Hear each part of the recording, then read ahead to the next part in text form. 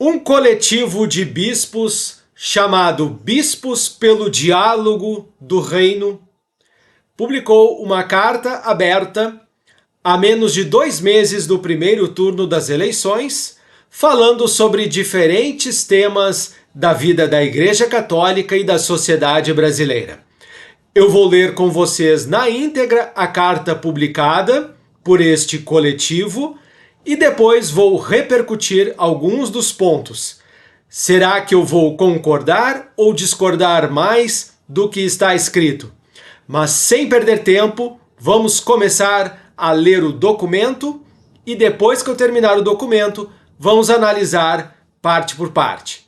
Iniciando então com o documento dos Bispos do Diálogo pelo Reino. Eles começam assim: não deixemos cair a profecia, e cita uma passagem do Evangelho de Lucas 4:18. Enviou-nos para evangelizar os pobres. Nós, bispos do Diálogo pelo Reino, iluminados pela palavra de Deus, atentos aos desafios da realidade atual e em comunhão com as recentes orientações do magistério da Igreja, vimos a público manifestar o que segue. As diretrizes gerais da ação evangelizadora da Igreja no Brasil para o sexênio de 2026 a 2032, aprovadas pelos bispos na 62ª Assembleia Geral da CNBB, reafirmaram categoricamente que a missão da Igreja é evangelizar. Ela existe para isso. Sabendo que evangelizar é tornar o reino de Deus presente no mundo. Nada se deve antepor a esta missão. A evangelização parte do encontro pessoal com Cristo, passa pela vida de comunidade e amplia necessariamente o seu horizonte para a ação sociotransformadora da sociedade e da casa comum.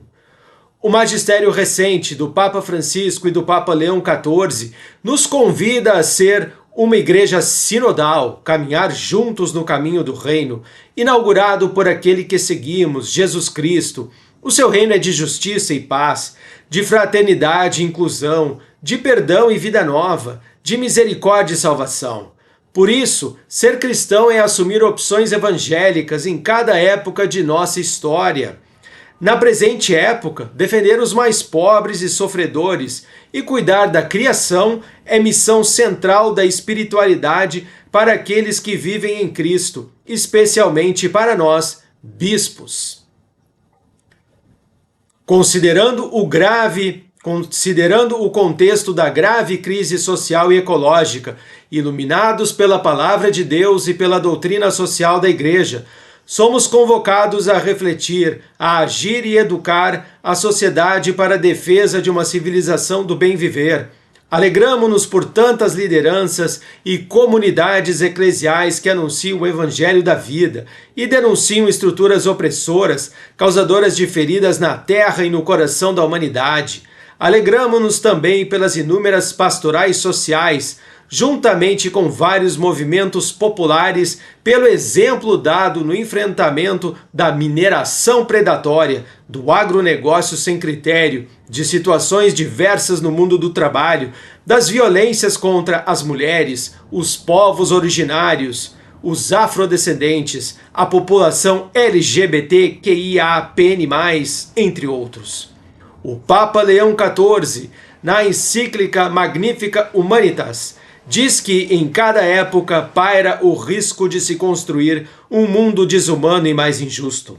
Segundo ele, nos últimos anos, tornou-se cada vez mais evidente o quão rápida e profundamente a digitalização, a inteligência artificial e a robótica estão transformando o nosso mundo.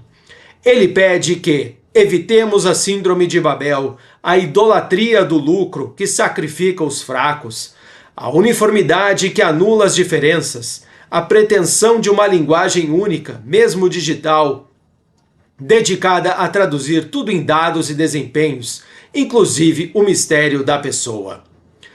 Essa realidade, descrita pelo Papa, encontra eco no coração de pessoas com mentalidades fechadas num conservadorismo autoritário, que, lamentavelmente, através das redes e alguns dos meios de comunicação de inspiração católica, incluindo alguns membros dos ministérios ordenados, religiosos e leigos, promovem devocionismos, discursos superficiais e violentos contra pessoas que testemunham a fé no meio dos pobres, na defesa da democracia e das pautas ambientais.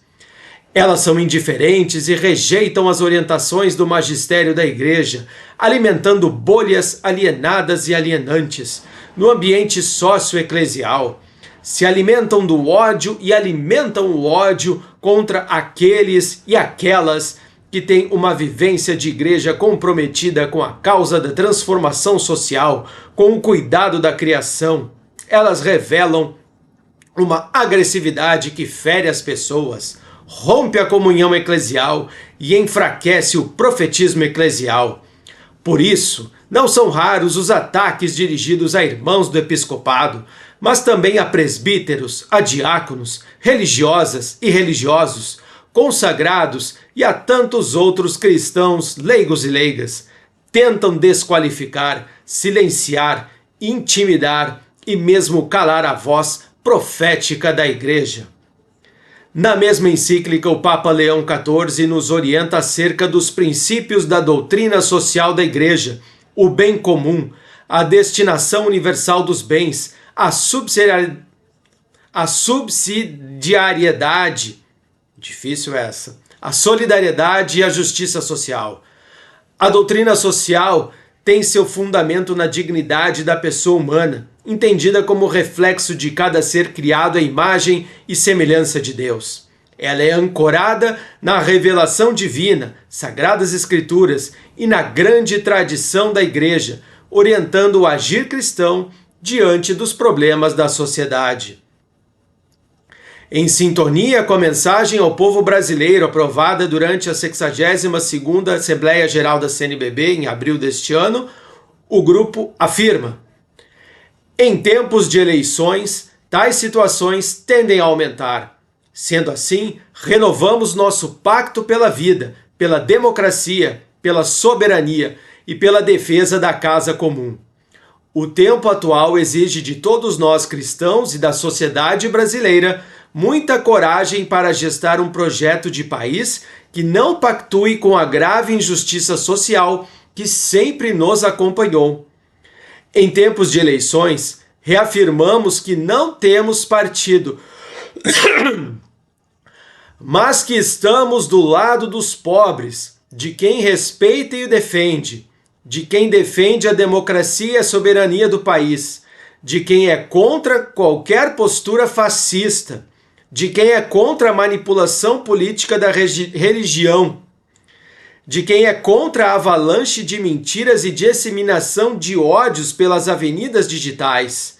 Por isso, incentivamos cada cidadão a fazer uma escolha consciente e lúcida de candidatas e candidatos comprometidos com as causas populares, com o bem comum e com a proteção da nossa casa comum. O Evangelho de Jesus Cristo não nos permite ter outra posição. Que Maria, profetisa da libertação, continue entoando seu Magnificat e nos ensine também a cantá-lo, não apenas com os lábios, mas com escolhas, atitudes e compromissos que façam florescer a justiça, a fraternidade e a esperança. Bispos do diálogo pelo reino.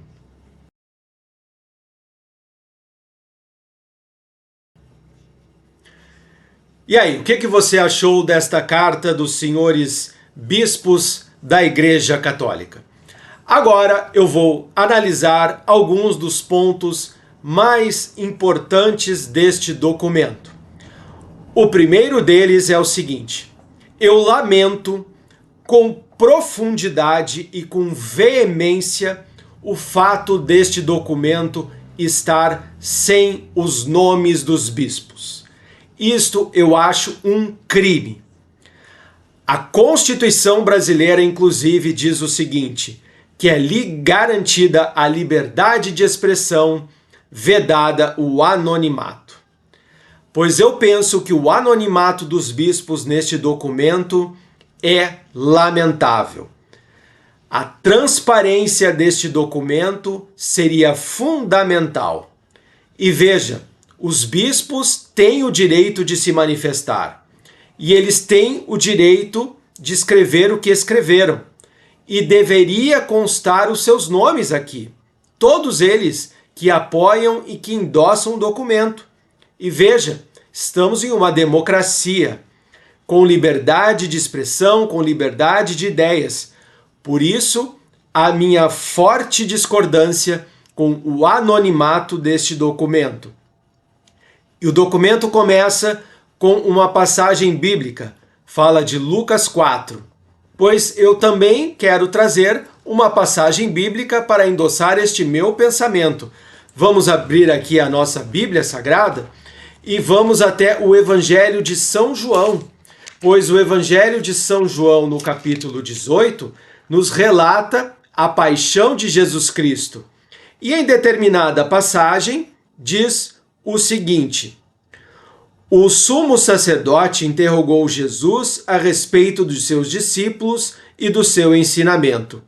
Jesus respondeu: eu falei abertamente ao mundo. Eu sempre ensinei nas sinagogas e no templo, onde os judeus se reúnem.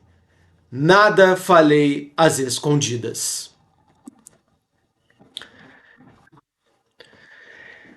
Então, defendendo o meu posicionamento, trago uma passagem também de Jesus, e não qualquer passagem. A passagem de sua paixão, de sua crucificação, onde ele falava às claras, jamais falava às escondidas. Então, acredito que os bispos ainda tenham a oportunidade de vir a público e colocar os nomes de quem está assinando este documento. Nós somos católicos, apostólicos romanos, somos adultos, maduros o suficiente para poder debater de forma transparente, madura, aqueles pontos que nós não discordamos. Não é o fim do mundo discordar deste documento. Agora vamos seguir para outros pontos que eu acho bem importantes falar sobre o texto. Aqui diz, são dezenas de bispos signatários, isso é a matéria que eu estou pegando aqui, o documento, que argumenta para não ter os nomes, evitar o forte histórico de perseguições e agressões virtuais que o grupo costuma sofrer nas redes sociais. Sinto muito, mas eu acho que um documento deste peso e desta importância tem que ter nomes, tem que ter a assinatura dos senhores bispos. Vamos aqui então recordar os primeiros pontos do documento dos bispos. Tem um ponto aqui que eu tenho que dar razão ao texto. A evangelização parte do encontro pessoal com Cristo. Isto está certo. Passa pela vida de comunidade. Correto, nós católicos somos chamados a participar na comunidade, participar da paróquia, frequentar a missa, receber os sacramentos, viver uma vida comunitária. Nada de errado nisso. Veja que aqui eles trazem alguns argumentos do que é viver esta vida junto a Cristo. Reino de justiça e paz, de fraternidade e inclusão, de perdão, vida nova, misericórdia e salvação. Também uma vida de obediência à tradição, ao magistério da igreja, de respeito ao pároco, ao bispo, de respeito mútuo entre os irmãos. Também a busca de conversão, a busca de sermos melhores, de apontarmos os erros dos nossos irmãos com caridade, não passar o pano para situações erradas. Isto também é profético, é evangélico, é católico. Você pode perceber que este documento, em vários pontos, fala do meio ambiente, fala da casa comum. Aqui diz, por exemplo, do agronegócio sem critério, da mineração predatória. tudo que é exagero deve ser enfrentado, que prejudique o meio ambiente. Isso não há dúvida de que é preciso cuidar do planeta. Agora, este grupo, na minha opinião, traz esse aspecto de uma forma muito exagerada. Existem organismos da sociedade civil que são muito mais capazes de analisar, de compreender e de enfrentar estes temas. A Igreja Católica veio a este mundo para anunciar a Jesus Cristo e anunciar a palavra de Deus. E pessoas que buscam a conversão e que buscam uma vida melhor, que buscam viver como discípulos de Cristo, certamente têm atitudes coerentes e condizentes com o cuidado do planeta. E aqui está falando alguém que vive no Rio Grande do Sul, que há 2 anos todo mundo sabe a enchente que passou. Então não é menosprezo a questão ambiental, mas é colocá-la no seu lugar. A Igreja Católica não vai resolver todos os problemas do mundo, mesmo precisando estar no mundo. Então eu vejo como um grande exagero toda esta menção à questão da casa comum e do meio ambiente. Mas vamos seguir o documento. Fala também da questão da inteligência artificial, da questão dos desafios digitais, que sim, devem ser considerados. E o outro problema deste documento são as acusações genéricas e as acusações impessoais. Jogam acusações, mas não dizem a quem estão acusando. Quer ver? A realidade descrita pelo Papa encontra eco no coração de pessoas com mentalidades fechadas. Quem são estas pessoas com mentalidades fechadas? Vamos citá-las, vamos chamá-las para um debate. Num conservadorismo autoritário, será que vocês sabem realmente o que é um conservadorismo autoritário? Sabe o que é conservadorismo? Sabem o que é autoritário? Realmente, em nossa igreja, vocês acham que a gente vive isso? Promovem devocionismos.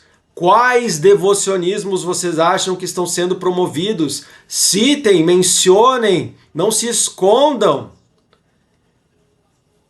Discursos superficiais, ou seja, discursos sem base, sem fundamento. Novamente o problema da acusação genérica e de não apontar de quem se está falando. Se joga o problema no ventilador e se omite, afinal a gente não sabe quem está falando.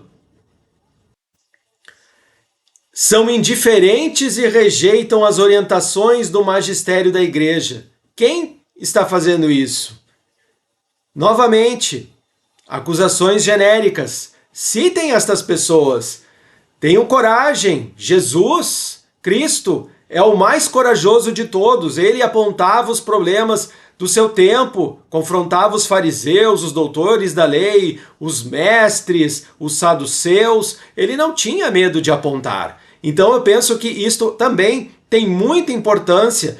Não se pode fazer acusações genéricas, alimentando bolhas alienadas e alienantes. Agora está na moda também falar da tal bolha católica, um termo que realmente é lamentável, que demonstra uma falta de maturidade espiritual e uma falta de maturidade intelectual, porque a pessoa não consegue fazer um discernimento daquilo que está lendo ou consumindo nas redes sociais, achando que a influência de outra pessoa é assim, simplesmente a outra pessoa fala e eu já vou fazendo. Essa é outra acusação que eu não consigo concordar. Não são raros os ataques dirigidos a irmãos do episcopado, também a presbíteros, diáconos, religiosos, consagrados e outros cristãos leigos que tentam desqualificar, silenciar, intimidar e mesmo calar a voz profética da igreja. Será que é só ataque que acontece? Agora tudo é ataque. Tem uma piada que foi muito boa que eu ouvi esses dias, uma charge dizendo assim: a criança chega para o pai e diz assim: pai, machuquei a perna. E o pai pergunta: qual? A esquerda ou a extrema direita? Será que tudo é ataque? Será que a gente não pode, como adultos maduros que têm pelo menos 2 neurônios, fazer um debate crítico e consciente sobre aquilo que se fala nas redes sociais? Nós não somos obrigados a concordar em tudo. Discordar não quer dizer que vai se querer dar um soco, bater ou agredir a outra pessoa. Maturidade é ter um amigo e não concordar com tudo que esse amigo pensa. Daqui a pouco esse amigo é do partido A, eu sou partido B, ele é do time A, eu sou do time B, mas nós mantemos uma relação civilizada. Será que não é isso que se está se perdendo um pouco? Nós vamos seguir aqui com mais pontos do texto. Veja que agora vamos concordar com uma parte aqui. A doutrina social da igreja tem fundamento na dignidade da pessoa humana. Perfeito. Reflexo de cada ser criado à imagem e semelhança de Deus. Maravilha. Ancorada na revelação divina, na tradição, orientando o agir cristão diante dos problemas da sociedade. De acordo. Agora o documento começa a falar sobre as eleições de 2026, que estamos aí a menos de 2 meses da realização do primeiro turno. Veja só como o texto fala. Renovamos o nosso pacto pela vida. Aqui faltou dizer que a vida desde o princípio da concepção até a morte natural. Um conceito que é manifestado pela CNBB. Pela democracia, pela soberania e pela defesa da casa comum. Quem é contra estes valores? Vamos nomeá-los às claras. O tempo atual exige de todos nós, cristãos, muita coragem para gestar um projeto de país que não pactue com a grave injustiça social que sempre nos acompanhou. Agora fica a pergunta. Faça uma reflexão do tempo que o Brasil vive a partir do ano de 2002. A partir do ano de 2002 até do ano de 2026, qual foi o partido que mais permaneceu no poder no Brasil? Pense aí com os seus botões. Em tempo de eleições, reafirmamos que não temos partido político. Olha, sinceramente, isso aqui é mentira. Este grupo tem um partido político e vamos falar às claras. O texto é identificado com o Partido dos Trabalhadores e com a reeleição do presidente Lula. Inclusive, existe um grupo chamado Católicos do PT, que no mês de junho fez um evento que contou com a presença do bispo Dom Vicente Ferreira, lá de Livramento de Nossa Senhora, na Bahia. Este fato não é um crime. As pessoas têm o direito de ter o seu partido político, ter a simpatia pelo presidente Lula e pelo PT. Não há problema nisso. Estamos em uma democracia. Mas é de novo aquele ponto que eu falo. A transparência aqui deveria ser o ponto central. Não falar de forma às escondidas, nas entrelinhas. Então, que fique bem claro, este texto sim, ele defende o atual governo, defende o presidente Lula e trabalha pela reeleição do presidente Lula. Vamos seguir. Incentivamos cada cidadão a fazer uma escolha consciente e lúcida de candidatas e candidatos comprometidos com as causas populares, com o bem comum e com a proteção da casa comum. O Evangelho de Jesus não nos permite ter outra posição. Sem dúvida, concordo plenamente. O texto termina de uma forma que eu lamento muito, que Maria profetiza da libertação. Por que colocar Nossa Senhora no meio disso? Deixe Maria fora desta questão.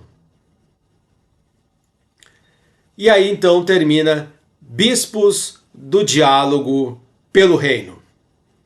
Agora eu quero ouvir de vocês nos comentários o que vocês acharam desta carta dos bispos anônimos que infelizmente não assinaram este termo.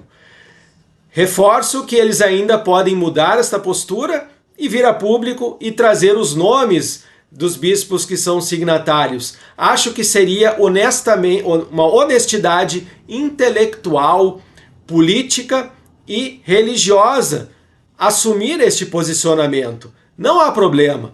E vejo como nós católicos, que nós cristãos, precisamos conviver com todas as posições políticas, sociais, de forma civilizada. Deixe aí nos comentários a sua opinião sobre este documento, se você concorda com ele, se você discorda dele. Deixe aí, também fale de onde você é, de qual diocese você participa. Será uma alegria, sempre com muita educação. Eu sou o jornalista Marcos Cobalt, eu sou católico, e aqui no canal eu trago notícias sobre a Igreja Católica do Brasil e do mundo. Muito obrigado por você ter acompanhado este conteúdo. Considere a possibilidade de se inscrever no canal e de se tornar um membro aqui do canal. Vai ajudar que este trabalho de trazer notícias sobre a Igreja Católica, de anunciar Jesus Cristo, continue, siga em frente. Que Deus abençoe a sua vida, que Nossa Senhora interceda por todas as suas necessidades e as tuas intenções. Um grande abraço e até a próxima.